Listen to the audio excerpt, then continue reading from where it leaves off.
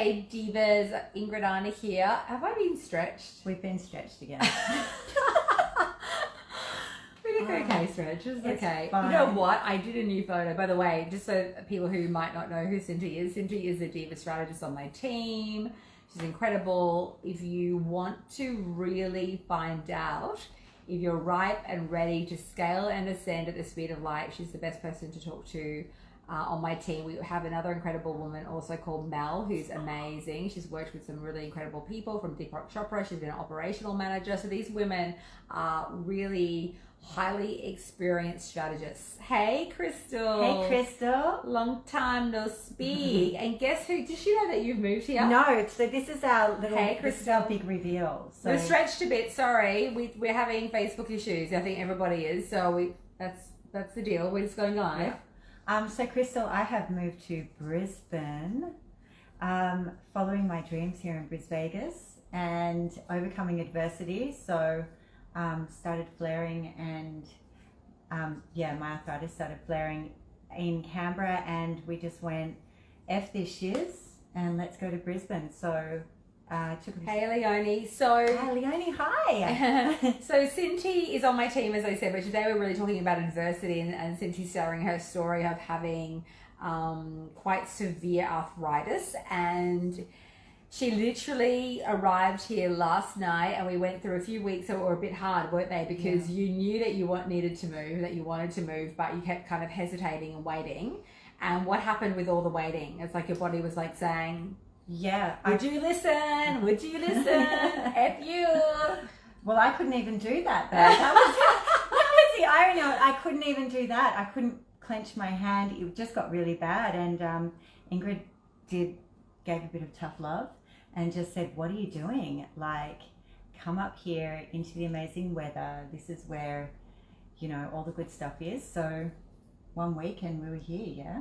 Yeah, well, it was about 6 weeks ago that you decided, and then there was some resistance from the family. Yes. And some fear and all the obligations. And you got, when this happens, when our soul, our body, our spirit is like basically screaming at us to ascend, and we don't listen, what I've learned from my own journey is that things get worse. And so I intuitively was feeling into it, and I'm like, you know, when you met, because you made like a vow, you're like, I'm going to do this. And then there was the waiting. We want to make sure that it's a gradual and make sure that the family's all aligned and everyone's happy. And I remember saying to you, well, what if they're not happy? Are you going to sit there and suffer?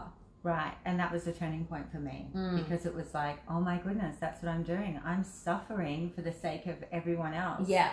And how often do women do that? Like, this is not, you're not the only person who does this. This is what so many women do, because we've been conditioned to put up with it, suck it up, and not sucking it up in the most horrendous ways where we poison ourselves energetically, emotionally, and financially. At the end of the day, I've been talking to people a little bit more about my work and to private clients and whatnot, and I'm like, it's so beyond the money, because the money is one part, and we do need money. We should have it unapologetically as long as we're ethical and we deliver on our service. But when we don't have health, when we don't have nourishment, when we don't have pleasure in our lives, every single moment is our life. And I think a lot of us live vicariously thinking, well, when I reach this, or when I just suck it up for a bit more longer, then I can have, or when I just have a little bit more money in my bank, then I'll invest in a program so I can absolutely supercharge myself. It's like waiting and waiting and waiting. I've done it myself, and you just get sicker and sicker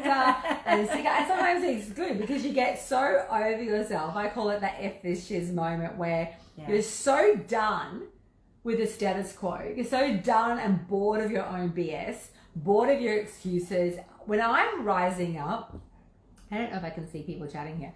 Let me see if I can go up. Hey, gorgeouses. Hey, Crystal, how are you? When I'm rising up, it's usually when I'm fed up. Like, I'm fed up, but I speed up so quickly because I've made that vow. I was speaking to a client of mine. She's actually done, how much has she done? 65. I'm not going to use her name because she hasn't given me, she's going to start actually affiliate marketing my program. But she's made 65,000 in 35 days. And it's at the point when that happens, it's really about making that vow. And that's what I've done, to just keep ascending and ascending and ascending and ascending. It's like, I don't want to live my life in such constricted protection mode that I do push myself forward, but the outcome is so great. And it's usually the ego that tries to keep us there. You know, what if I lose? What if it doesn't work out?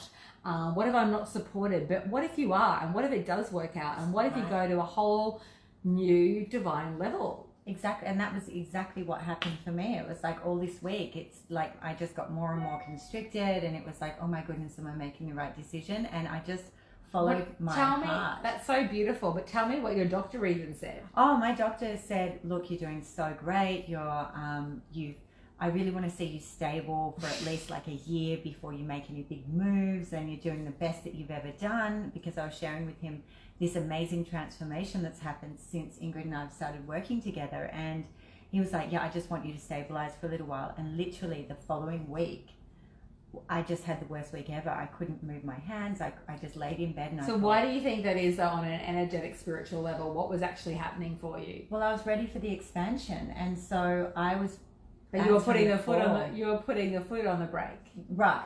And so then, because I'd answered that call for expansion, and then I started breaking, my body went, oh no. Yeah. Where like the wheels are in motion. This is happening. So I think this happens often when we are very intuitive. We get the hit, which has happened to you, and this is a pattern that I've also gone through, where you get this real like, yep, this is what I'm going to do, or no, I don't want to do this, and I do want to do this, or I do want to date this person, or I do want to marry this person, and then you'll second guess yourself. So it's actually a sign that we actually don't fully trust ourselves to some degree.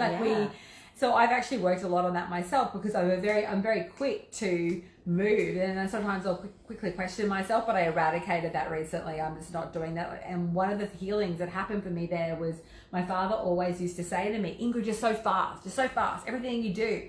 But I'm like, I process information so quickly, and you're the same. Like when you decided that you were coming, you actually did all this background stuff, like got the child in the best daycare she possibly could, manifested the best, furnished apartment, manifest someone to live in your house, like it was like boom, boom, boom. And we are those fast movers. But when people get threatened by that, it triggers this feeling of it must be wrong, it must be bad. They're people usually with good intent, like they want to slow us down, they want to see us safe, but it's also incredibly derogatory, and they don't really say, well, wow, congratulations, you have such great intuition. We don't get a lot of affirmation for our insight, for our intuition, for our speed, for our clairvoyancy, because we're working on such...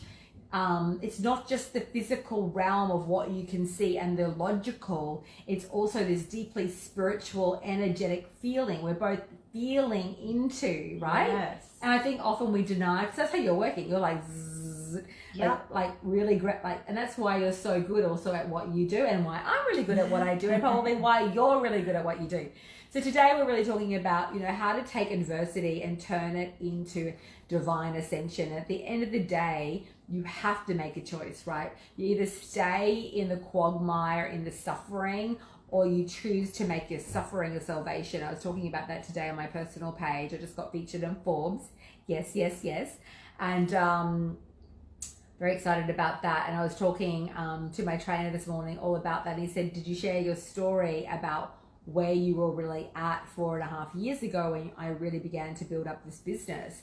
And I was probably at one of my lowest points to some degree. And it was at that point, through all the anxiety, I just lost a company in New York City due to fraud. Someone stole my corporate kit. There's a whole story about that I'll share another day, because I learned such gold lessons about my intuition and who to trust, and where my fear-based consciousness was, and how I got myself into this terrible mess. And I had to come back home and start my business pretty much from ground zero.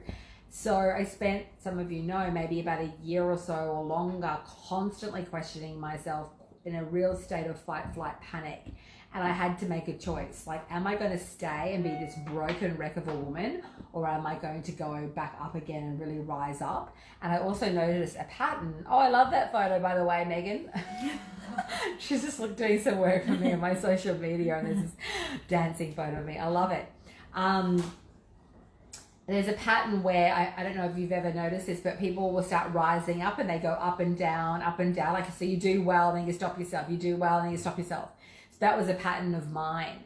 And I discovered why I did that and what it was all about. It was to do with safety. It was to do with my relationship with money. My parents were fought a lot over money when they went to divorce when I was a child. And so there was a subconscious belief that money brings in pain, money brings manipulation, and I don't want to be that, and I don't want to have pain. So I would do well, I'd raise capital, I was an executive at 28 in New York City, I'd do well with that, and then there would always be something that would happen that would create a loss, because obviously I was doing it as a protection thing, not even realizing. And so once I realized what I was doing, I was able to really create a new energetic disposition, a relationship with money. Yep. And it's so common. Allowing myself to continually rise, not stop. I see so many women stop, start, make good money, stop making good money, make good money. So you're not alone, but you do actually have to shift it. Otherwise, you will always continually be in that pattern. Right, and this is what we have like on calls all the time. Is, you know, we're calling these women to rise, and on the other side of that fear and that indecision, we know are so many good things.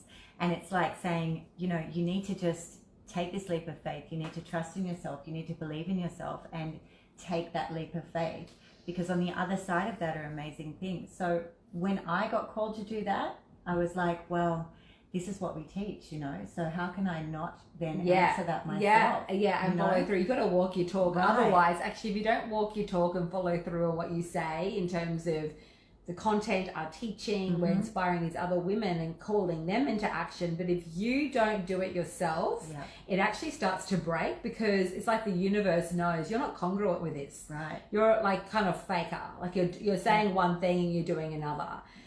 It's the same thing. You talk about, you know, charging higher prices and charging higher. You want to charge higher prices. People come to us with their application saying how much money they want to make in the year. You know, 200K, $500,000, $1 million, fine. And then when you ask them to invest, there's all this fear that comes up, which is fine too. But it's like, come on, get real. Like, you know, you would have already done it before had you known the system and the pattern, you've actually had the right frequency. If you can't put down the amount of cash that's needed to invest properly in your business, you should actually probably not be in business, because chances are you're going to drive it into the ground. Hey, Damasi. That's my brother from another mother. Hey, Haley. Hey. Is it? Yes, it is. Yes. Hey, Thomas. How Do you know who he is? Yeah, he is my brother from another mother. Literally. Yes, hi, we Thomas. grew up together. Yeah. Are we on what page are we on? Is he in my group? No, we must be on. Are you in my group? I don't know where we are. Did you get into your group, or is it just on Cindy's profile? I have no idea. Anyway, divas, I'm sending you guys so much love today. What we're really just talking about today is you can turn anything, any adversity into gold, any suffering into your salvation, and any trauma into teaching. It's really about paying it forward, getting paid for that knowledge, and really making a choice to rise up. Honestly, the suffering's boring in the end. It's like a pattern of behavior that we get so conditioned. Like it's like just what we do, and it becomes like our normal. Well, let's do a new normal, a normal that has a lot more pleasure, a lot more abundance. I was just speaking to this client who's done incredibly well, and she was like, oh my God, Ingrid, and I'm less on social media, and I have more time with my family, and I have all this space, and I'm attracting better clients. So I'm sending you guys so much love. Book in for a call to speak to Cindy or Mel at ceodivachat.com. What we do on these calls is really juicy. It's not like any other call you've probably been on with a particular, any of the other coaches out there. We really do analyze your business. We really do have a process that we've created. It's a methodology that allows us to really identify what's missing, what's really great, what needs to be tweaked and changed. So do get on a call at CEO Diva Chat. We're sending you so much love, and let's turn any adversity into divine rapid ascension. And thank you for sharing your story. Yeah, thank you. You're doing so well. Thank you, Ingrid. I'm proud of you. Thank you for constantly calling me to rise. Yeah. It's had a life-changing effect on me in every way. Yeah. My pleasure. It's it does risk, for us to go, we have to risk. Otherwise we risk everything. Hey, Michelle. Hey. What do I mean by that? If you don't risk at some point, you're just gonna, it's just like we keep going into, and I knew, and I know how talented you are, and I trusted, I just had such a call through my own journey, like, oh my God, she needs to make this move, or it's just gonna, like, the vibration that I was feeling into was just like, it's like your body was just going, right? Yeah, and then we got here, and like the apartment and everything that we got, it was like sight unseen. We'd signed a form saying we're happy to take it, and it's like the most amazing place. You have a view of the city. We're on a corner. We've got a concierge. We've got like, so the university. Cafes, restaurants, working out, markets on Saturdays. It's beautiful. Amazing. And it's down the road from me. A 5-minute walk. 5-minute walk from me. You're such a good manifester. Yeah, I am, right? But Yeah. also action taker. There's no manifesting without action, yeah? Like, yeah, you absolutely. can wish things to happen as much as you want, but unless you start taking action and really, you know, be brave and back yourself, then you can manifest all you want. They're just dreams. Yeah. I just won't do the grind. No. Unless it's the good kind. I am here for pleasure. I am here for fun. I am here for nourishment. I am here for the ascension of women. I'm here for myself. I'm here for my family. And I will not buy into the BS illusions of other people's stuff and suffering. And I think as empathetic people, we're brainwashed. Like even we're building at the moment, we're renovating. And this is such a perfect analogy.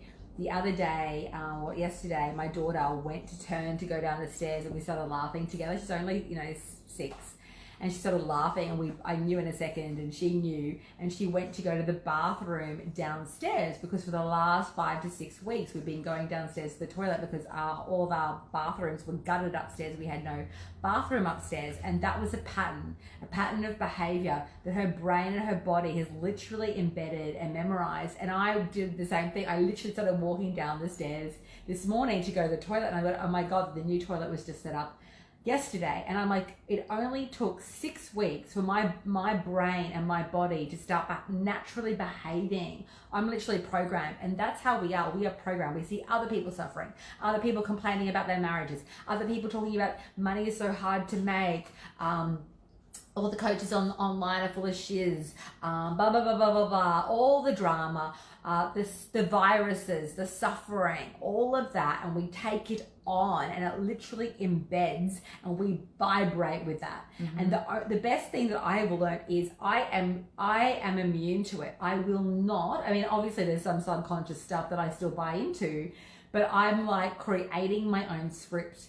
So what do I want? What do you want? What do you feel? What's your reality? Because the reality that we create, you can either decide to be a sheep and copy everyone else and suffer with the whole rest of them, right. Or you can decide that I'm going to be the actual creatrix, the creator of my own destiny, my own experience, which we all are because you're buying into it and therefore you're creating that without even realizing it. We're just literally being brainwashed. And so I've become incredibly mindful of, I literally almost can't talk to people who are constantly complaining, who are kind of these suppressive people, because I'm like, I just, like, bless you, but like, what the fuck are you going to do with your life? Like, where are you doing? Why are we even going on? What's the like? Talk about the solution. Right. Don't talk about the problem. Yes. Okay, you got the problem. What's the solution? Where are you going? What are you doing? Because you're going to be dead before you know it. Let's break through. Let's freaking have a wake up call. I cannot go on. I used to be that person like years ago. I had an eating disorder. I had that issues with my family. And I would just go on and on and on like a broken record. And I'm like, yeah, that's not going to work for you, love. Right? So it's like, I have to be so mindful of, I just can't do it. My whole energy just, I just cannot participate. So unless I have to be around high frequency people, high frequency students, it doesn't mean that we don't have challenges, but it's the energy of how they address it. This is coming up for me. This is how I'm handling it. This is what I need to break through on. Can I get support? It's not woe is me, because no one cares. No one cares. No one can help you when you're in that state. Always be a solution orientated person and be incredibly mindful of what you're sucking up. Are you sucking up the gold and the juiciness and the beauty? Because there's always the polarity. You're either going to be rich or poor, right? What path are you going to take? Mm-hmm. One set of behaviors will lead you into divine abundance and acceleration and love and healing and juiciness, where we live in a realm that is so incredible. Like today when I was going for a walk with my partner, and by the way, we're on Cynthia's channel because my phone was playing up. And I was like, oh my God, we went down a different route. And the minute we went on a different path, I began to see and experience like all these cafes that I didn't even know existed, another little park. And I was like, this is just perfect. This is like the perfect analogy for when you just take one different choice, like make one different choice, one different path, one different thought, just one different thought can change the whole trajectory, not only of just your day, but your month, of your year. One. It doesn't have to be a million thoughts, a million processes. It's just one. That's why I think probably, I don't know where we are. Anyway, I think you guys have got the point. We're sending you love. I'm going to say, I'm sending you love. We're sending you love. You're all amazing. Sending you so much beauty, so many kisses, so many hugs. Get on a call, have a call, see if we're a fit. It's juicy, it's not hard sell or icky or anything like that. You will be illuminated, you will be turned on and lit up. And sending you so much love, and thanks for your love, Thomas. Mwah. Bye. Bye. Bye.